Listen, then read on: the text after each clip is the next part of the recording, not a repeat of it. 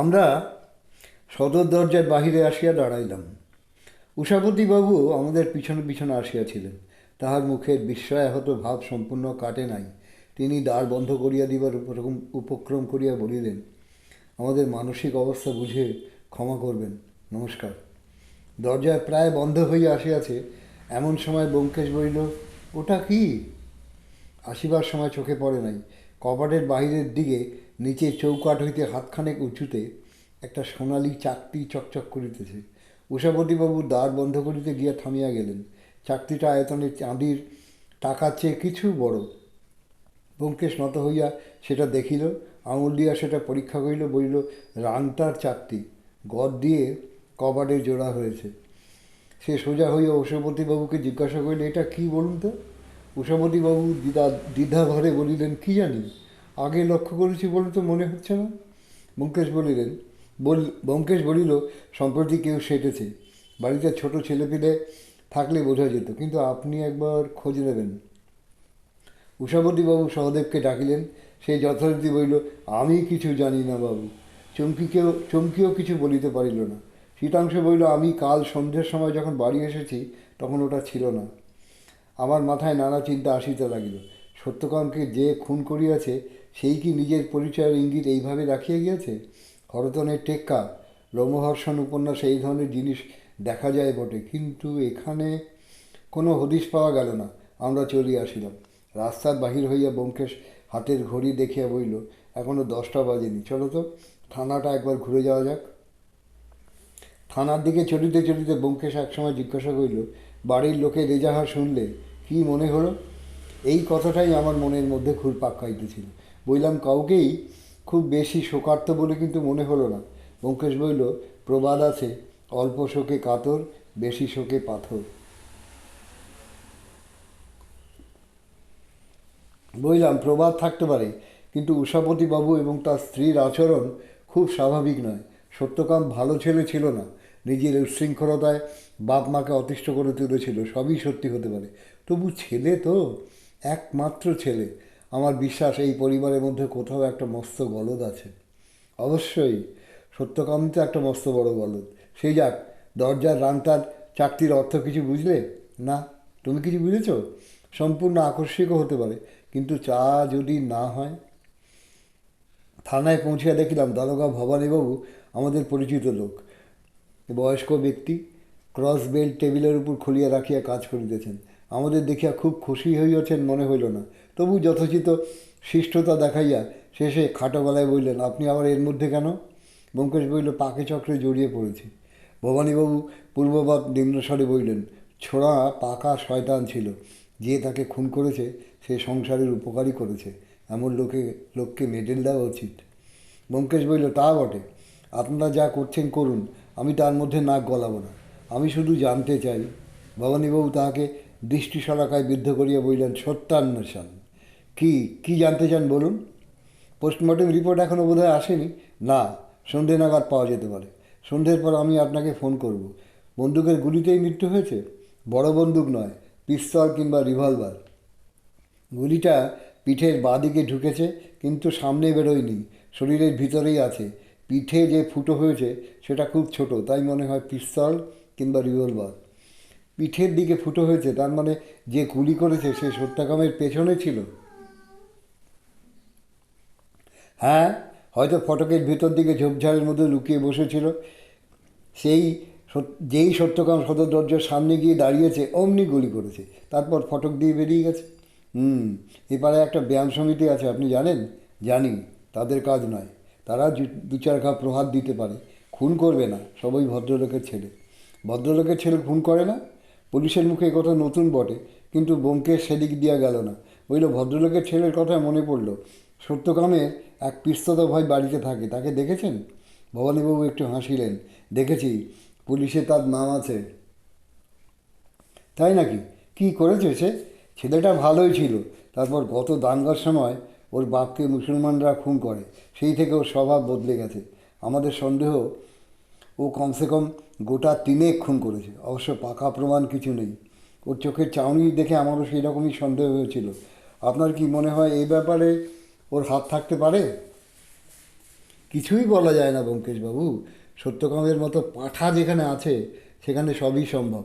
তবে যদ্দূর জানতে পারলাম, যখন খুন হয় তখন সে বাড়ির মধ্যেই ছিল। সহদেবের চিৎকার শুনে ওর মামা আর ও একসঙ্গেই সদর দরজায় পৌঁছেছিল। সত্যকামকে পেছন থেকে যে গুলি করেছে তার পক্ষে সেটা সম্ভব নয়। ব্যোমকেশ প্রশ্ন করিল, ছাতের ওপর থেকে গুলি করা কি সম্ভব? ভবানীবাবু বলিলেন, ছাতের উপর থেকে গুলি করলে গুলিটা শরীরের উপর দিক থেকে নিচের দিকে যেত, গুলিটা গেছে পেছন দিক থেকে সামনের দিকে। সুতরাং বুঝতে পারছেন। এই সময় টেলিফোন বাজিল। ভবানীবাবু টেলিফোনের মধ্যে দু চার কথা বলিয়ে আমাদের কইলেন, আমাকে এক্ষুনি একবার বেরোতে হবে, জোর তলব। আমরাও উঠি।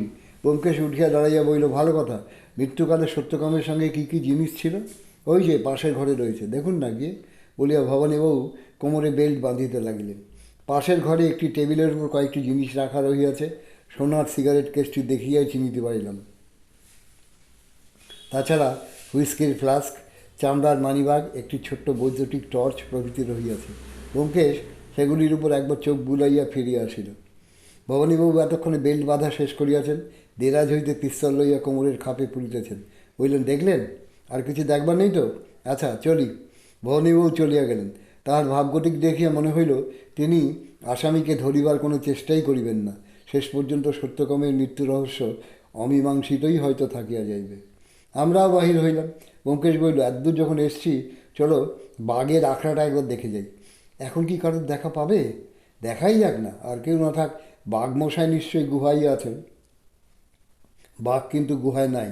গিয়া দেখিলাম দরজায় তালা লাগানো। একজন ভৃত্য শ্রেণীর লোক দাওয়ায় বসিয়া বিড়ি টানিতেছিল। সে বলিল, ভূতু সর্দারকে খুঁজছেন? আগে তিনি আজ সকালে গাড়িতেই কাশি গেছেন। ব্যোমকেশ বলিল, বলো কি? এক্কেবারে কাশি? তুমি কে? লোকটি বলিল, আগে আমি তেনার চাকর। ঘর ঝাড় দিই, কাপড় কাচি, কলসিতে জল ভরি। আর সকালে ঘর ঝাড় দিতে এসে দেখলুম সর্দার খবরে কাগজ পড়তেছেন। কলসিতে জল ভরে নিয়ে এসে এলুম। সর্দার সেজে গুজে তৈরি। বললেন, আমি কাশি চন্নু রে, সন্ধ্যেবেলা ছেলেরা এসে বলে দিস। বুঝিতে বাকি রহিল না, ভূতেশ্বর বাঘ খবরের কাগজে সংবাদ পড়িয়াছেন এবং বিলম্ব না করিয়া অন্তর্হিত হইয়াছেন। বাসায় ফিরিলাম তখন প্রায় 11:15। দেখি বন্ধ দরজার সামনে নন্দ ঘোষ প্রত্যক্ষমানভাবে পায়চারি করিতেছে। তাহার মুখ শুষ্ক, চোখে শঙ্কিত, অস্বাচ্ছন্দ্য। ব্যোমকেশ দ্বারের কড়া নাড়িয়া স্মিত মুখে নন্দকে জিজ্ঞাসা করিল, কী খবর?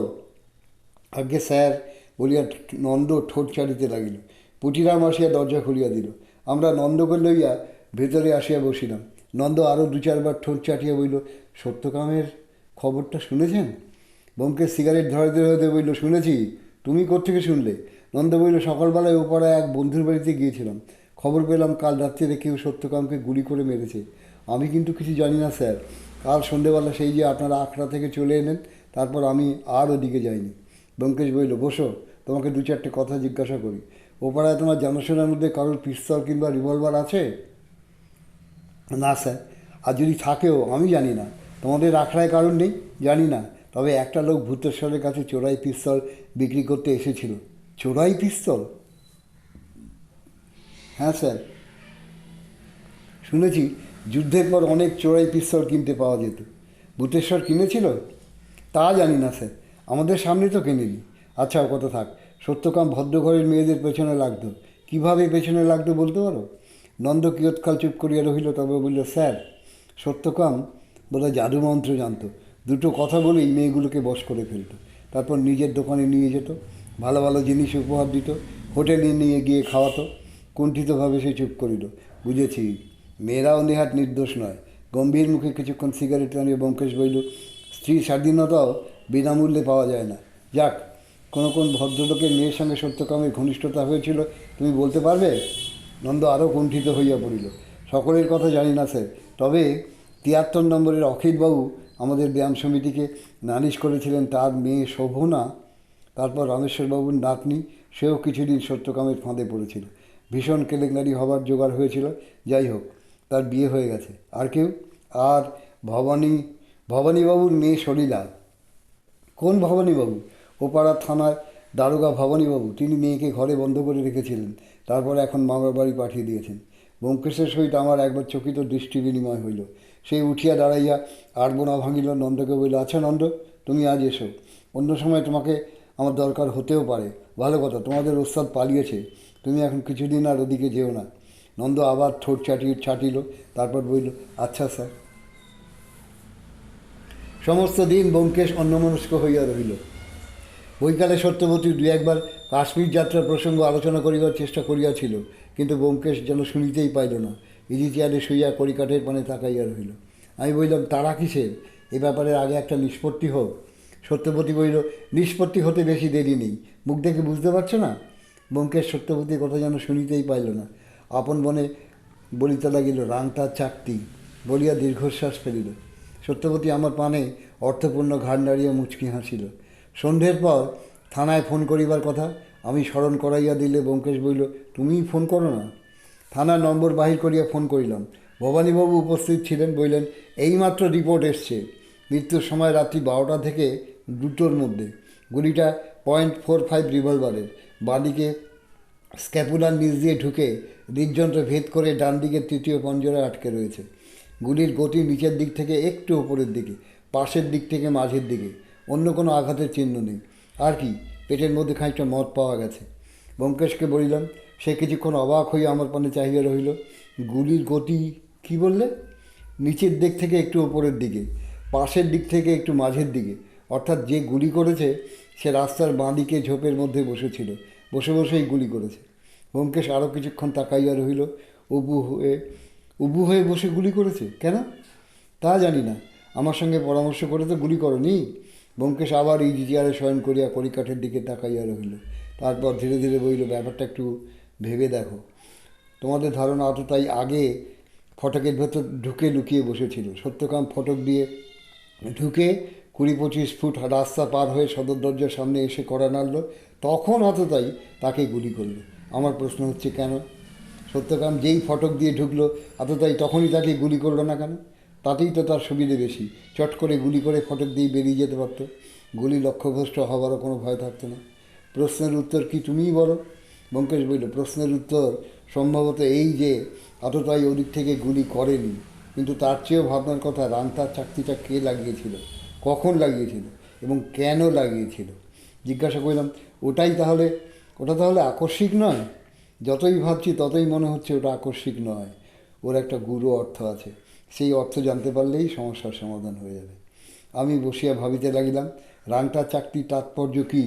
যদি ধরা যায় আততায়ী ওটা লাগাইয়াছিল, তবে তাহার উদ্দেশ্যই বা কী ছিল? যদি আততায়ী না লাগাইয়া থাকে তবে কে লাগাইল? বাড়ির কেউ যদি না হয় তবে কে? সত্যকাম কি? কিন্তু কেন? ব্যোমকেশ হঠাৎ ধলমাল করে উঠিয়া বসিল। অজিত, সত্যকামের সঙ্গে কী কী জিনিস ছিল থানায় টেবিলের উপর দেখেছিলে, মনে আছে? বললাম, সিগারেট কেস ছিল, রিস্টওয়াচ ছিল, মানিব্যাগ ছিল, মদের ফ্লাক্স ছিল, আর একটা ইলেকট্রিকের টর্চ ছিল। ব্যোমকেশ আবার আস্তে আস্তে শুইয়া পড়ল। ইলেকট্রিকের টর্চ? কলকাতায় পথ চলবার জন্য ইলেকট্রিকের টর্চ দরকার হয় না তো? না, কিন্তু ফটক থেকে সদর দরজা পর্যন্ত যেতে হলে দরকার হতেও পারে। ব্যোমকেশ একটু হাসিল। তাহলে সত্যকামের টর্চের আলোয় আততায়ীকে দেখতে পাইনি কেন? সহসা এই প্রশ্নের উত্তর জোগাইল না। কিছুক্ষণ কাটিয়া গেল। তারপর ব্যোমকেশ অপ্রাসঙ্গিকভাবে বলিল, কাল সকালে শীতাংশুর সঙ্গে নিভৃতে কথা বলা দরকার। আমি উচ্চকিতভাবে তাহার দিকে তাকাইয়া রহিলাম, কিন্তু সে আর কিছুই বলিল না। বোধ করি কড়িকাঠ গুনিতে লাগিল। কিন্তু লক্ষ্য করিলাম তাহার মুখের বিরস অন্যমনস্কতা আর নাই, যেন সে ভিতরে ভিতরে উত্তেজিত হইয়া উঠিয়াছে। পরদিন সকালে ঘুম ভাঙিয়া উঠিয়া দেখি ব্যোমকেশ কাহাকে ফোন করিতেছে। আমি চায়ের পেয়ালা লইয়া বাইরের ঘরে আসিয়া বসিলে সেও আসিয়া বসিল। তাহার মুখ গম্ভীর। জিজ্ঞাসা করিলাম, কাকে ফোন করছিলে? ব্যোমকেশ বলিল, উষাপতিবাবুকে। হঠাৎ উষাপতিবাবুকে? শীতাংশুকে পাঠিয়ে দিতে বললাম। ও, ওদের বাড়ির খবর কি? খবর? পুলিশ কাল সন্ধ্যেবেলা লাশ ফেরত দিয়েছিল। ওরা শেষ রাত্রে শ্মশান থেকে ফিরেছেন। ক্ষণেক চুপ করিয়া থাকে ব্যোমকেশ বলিল, কাল যদি পুলিশ খানা তল্লাশি করতো তাহলে রিভলভারটা বোধহয় বাড়িতেই পাওয়া যেত। এখন আর পাওয়া যাবে না। তার মানে বাড়ির লোকের কাজ? ব্যোমকেশ কোনো উত্তর দিল না। 8 ঘন্টা পরে শীতাংশু আসিল। ব্যোমকেশ বলল, এসো বসো, কাল তোমার মামার সামনে সব কথা জিজ্ঞেস করতে পারিনি। শীতাংশু ব্যোমকেশের সামনে চেয়ারে বসিল এবং অপলোক নেত্রে তাহার পানে চাহিয়া রহিল। ব্যোমকেশ আরম্ভ করিল, কাল থানায় খবর পেলুম তুমি নাকি দাঙ্গার সময় গোটা 2-3 খুন করেছ। কথাটা সত্যি? শীতাংশু কোনো উত্তর দিল না, কিন্তু ভয় পাইয়াছে বলিয়াও মনে হইল না। নির্ভীক একাগ্র চোখে চাহিয়া রহিল। ব্যোমকেশ বলিল, আমাকে স্বাচ্ছন্দ্যে বলতে পারো, আমি কিন্তু পুলিশের লোক নই। শীতাংশু গলাটা একটু ফুলিয়ে উঠিল। সে চাপা গলায় বলিল, হ্যাঁ, ওরা আমার বাবাকে। ব্যোমকেশ হাত তুলিয়ে বলিল, জানি। কী দিয়ে খুন করেছিলে? ছোড়া দিয়ে। তুমি কখনো রিভলভার ব্যবহার করেছো? না। সত্যকামের রিভলভার ছিল? জানি না, বোধহয় ছিল না। বাড়িতে কোনো আগ্নেয়াস্ত্র ছিল কি না জানো? জানি না। সত্যকামের সঙ্গে তোমার সদ্ভাব ছিল না? না, দুজনে দুজনকে এড়িয়ে চলতাম। সত্যকাম লম্পট ছিল তুমি জানতে? জানতাম। তোমার বাবাকে তুমি ভালোবাসতে। তোমার বোন চুমকিকেও নিশ্চয়ই ভালোবাসো? শীতাংশু কোনো উত্তর দিল না, কেবল চাহিয়া রহিল। ব্যোমকেশ হঠাৎ প্রশ্ন করিল, সত্যকামকে খুন করবার ইচ্ছে তোমার কোনো দিন হয়নি? শীতাংশু এবারও কোনো উত্তর দিল না, কিন্তু তার নীরবতার অর্থ স্পষ্টই বোঝা গেল। ব্যোমকেশ মৃদু হাসিয়া বলিল, বলতে হবে না, আমি বুঝেছি। সত্যকামকে তুমি বোধহয় শাসিয়ে দিয়েছিলে। শীতাংশু সহজভাবে বলিল, হ্যাঁ, তাকে বলে দিয়েছিলাম বাড়িতে বেচাল দেখলেই খুন করব। ব্যোমকেশ অনেকক্ষণ তাহার পানে চাহিয়া রহিল, তীক্ষ্ণ চক্ষে নয়, যেন একটু অন্যমনস্কভাবে। তারপর বলল, সে রাত্রে সহদেবের চিৎকার শুনে তুমি সদরে গিয়ে কি দেখলে? দেখলাম সত্যকাম দরজার বাইরে মুখ থুবড়ে পড়ে রয়েছে। কি করে দেখলে? সেখানে আলো ছিল? সত্যকামের হাতে একটা জ্বলন্ত টর্চ ছিল, তারই আলোতে দেখলাম। তারপর মামা এসে সদরের আলো জ্বেলে দিলেন। ব্যোমকেশ সিগারেট ধরাইল, দুই তিনটা লম্বা টান দিয়া বইল, কথা থাক। সত্যকামকে নিয়ে তোমার মামা আর মামির মধ্যে খুবই অশান্তি ছিল বোধহয়? অশান্তি? হ্যাঁ, মানে ঝগড়া, বকাবকি, এরকম অবস্থা যা হয়ে থাকে। শীতাংশ একটু চুপ করিয়া থাকে, বইল, না, ঝগড়া বকাবকি কিছু হতো না, একেবারেই না। না, মামার মামিমার মধ্যে কথা নেই। ব্যোমকেশ ভ্রু তুলিল, কথা নেই? তার মানে? মামা মামিমার সঙ্গে কথা বলেন না, মামিমাও মামার সঙ্গে কথা বলেন না। সে কি, কবে থেকে? আমি যবে থেকে দেখছি। আগে যখন মানিকতলায় ছিলাম প্রায় মামার বাড়ি আসতাম, তখনও মামা মামিকে কথা বলতে শুনিনি। তোমার মামিমা কেমন মানুষ? ঝগড়াটে? মোটেই না, খুব ভালো মানুষ। ব্যোমকেশ আর প্রশ্ন করিল না, চোখ বুলিয়া যেন ধ্যানস্থ হইয়া পড়িল। আমার মনে পড়িয়া গেল, কাল সকালবেলা উষাপতিবাবুর স্ত্রী সহসা ঘরে প্রবেশ করিলে তিনি বিস্ময় আহত চোখে তার পানে চাহিয়াছিলেন।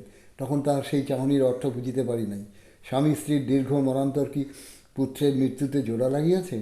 শীতাংশ চলিয়া যাইবার পরও ব্যোমকেশ অনেকক্ষণ চক্ষু মুদিয়া বসিয়া রহিল। তারপর নিঃশ্বাস ফেলিয়া চোখ মেলিল। বড় ট্র্যাজিক ব্যাপার। শীতাংশুকে কেমন মনে হলো? মনে হলো তো সত্যি কথাই বলছে। ছেলেটা বুদ্ধিমান, ভারী বুদ্ধিমান বলিয়া সে আবার ধ্যানস্থ হইয়া পড়িল। ৮ ঘণ্টা পরে তার ধ্যান ভাঙিল বহির্দ্বারের কড়া নাড়ার শব্দে। আমিও উঠিয়া গিয়া দ্বার খুলিলাম, দেখি উষাপতিবাবু।